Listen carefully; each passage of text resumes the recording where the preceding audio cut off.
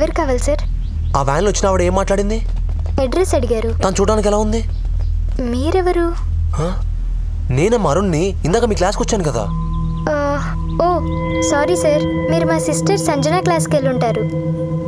నా పేరు సంగీత, మేమిద్దరం ట్విన్స్.